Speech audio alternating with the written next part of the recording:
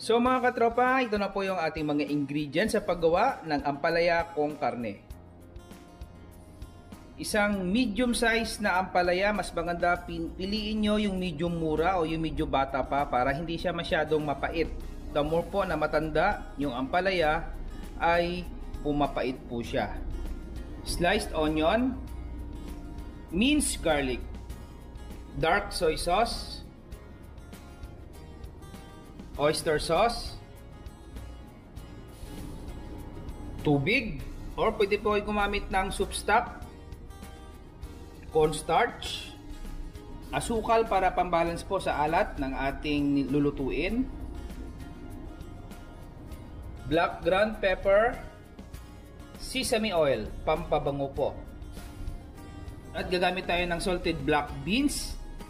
Pwede po ay gumamit na nasa lata o yung nabibili sa palengke. So gagamit tayo dyan about 2 teaspoon lang kasi maalat na po yan. Para baka po maalat naman yung ating ampalaya kong karne.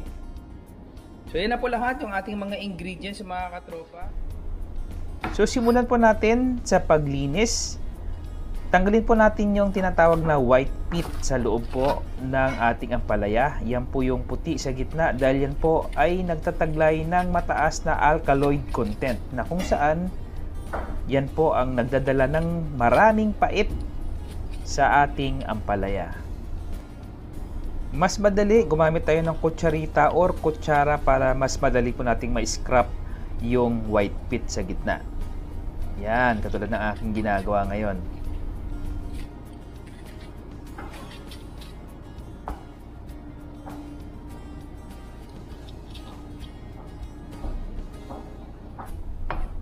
So hiwain na po natin yung ating ampalaya. Yung hiwa ko po dito is hindi po masyadong maninipis, medyo makapal po siya ng konti. Dahil ito po hindi natin pipigaan. Marami pong nagalit sa akin nung una po akong gumawa ng video dahil masyadong manipis at aking po pinigaan. Ito hindi po natin ito pipigaan. Okay? Ito po ay ating ibababad sa brine solution or yung tubig na may asin.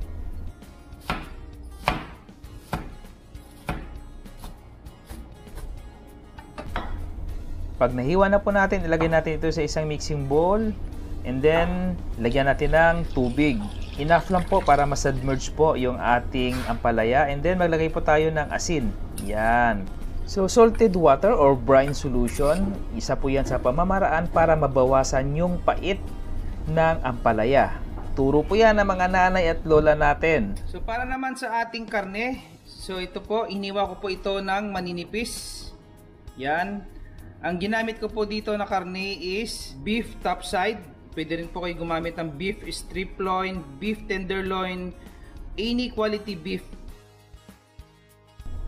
So check nyo lang po yung description box. Maglalagay po ako doon ng link sa aking previous video na may title po na different kind of meat kung paano lutuin. So before po tayo magluto, i-marinate po muna natin yung ating beef.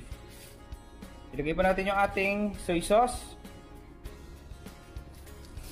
And then maglagay po tayo ng about 1 tablespoon ng pumula na oyster sauce.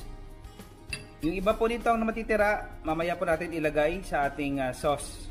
Ilagay po natin yung ating cornstarch.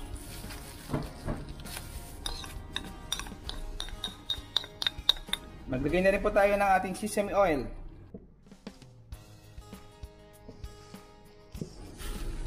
And then i-marinate po natin ito ng about 15 to 20 minutes bago po tayo magluto.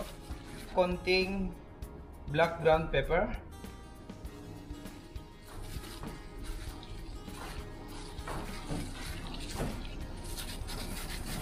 So ito na po yung ating ampalaya. After po 20 minutes, gagawin po natin dito, hugasan po natin ito and then i-drain. And then mag-start na po tayo sa pagluluto. Sa isang cooking pan, mag-init lang po tayo ng mantika and then isaute po natin yung ating marinated beef. Okay? So, as the rule of the thumb, basta gumagamit po kayo ng mga prime cut na karne katulad po ng strip loin, tenderloin, or topside, kailangan maglisan na po ng pagluto or else ito po'y titigas. So, mga 3 minutes na po natin itong isusaute and then set aside po natin.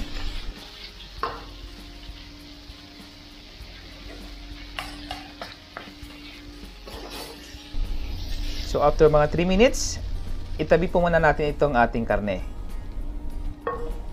And then on the same cooking pan, maglagay lang po tayo ng kunting mantika, and then gisayin na po natin yung ating mga aromatics. So unahin po muna natin yung ating bawang. Brown na po natin ng konti. And then isunod na po natin yung ating sibuyas. So hintayin po natin na mag-translucent po ng konti yung ating sibuyas, okay? Before po natin ilagay yung susunod na ingredients.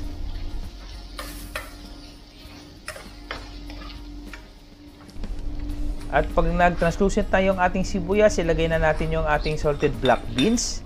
This is an optional ingredients, pero subukan nyo to guys dahil napakasarap ng kalalabasan pag naglagay po kayo ng black beans. Pwede po kayong bumili nito na nasa lata, or pwede rin po kayong bumili yung nakalagay sa plastic sa mga palengke. Pag medyo nadurog na natin yung ating black beans, ilagay na natin yung ating ampalaya. So ito yung ampalaya natin, na-drain na po natin ito. At hinugasan po muna natin. So mabilisan lang po yung pag-saute ng ating ampalaya. Siguro nasa 3 minutes lang maluluto na pong ating ampalaya. Kailangan wag po siyang ma-overcook.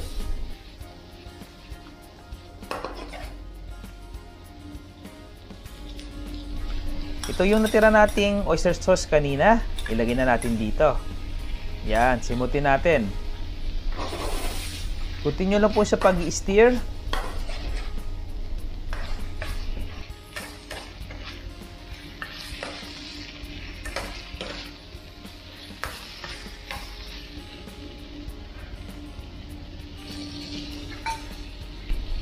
So right before maluto yung ating ampalaya, ibalik po natin yung ating nasute na karne kanina. Yan. And then, maglagay po tayo ng asukal para mabalance po natin yung flavor. Continue na po sa pag-stir. Malapit na po ito. And then, ilagay na po natin yung ating liquid. Pwede po kayo gumamit ng tubig or soup stock para mas masarap. So, hindi na po tayo maglagay ng pampalapot. Remember, naglagay po tayo kanina ng cornstarch. Ang purpose po nun para mag-thicken po siya ng konti. So, okay na po yung ating ampalaya kong karne. So, here you go mga katropa. Luto na po yung ating ampalaya con karne.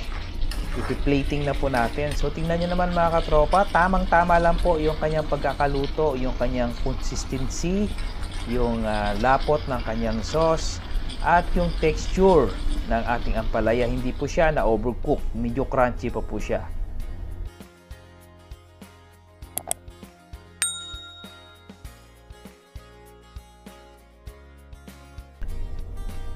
Mag-diesel lang po tayo ng sesame oil para lumabas po yung Asian aroma, at mag-garnish tayo ng spring onion or fresh po na parsley. So here you go mga katropa, ito na po yung ating ampalaya con karne. Sana po nag-enjoy kayo. Ako po si Chef Angel, nagsasabi sa inyo mag-ingat po kayo palagi, and God bless!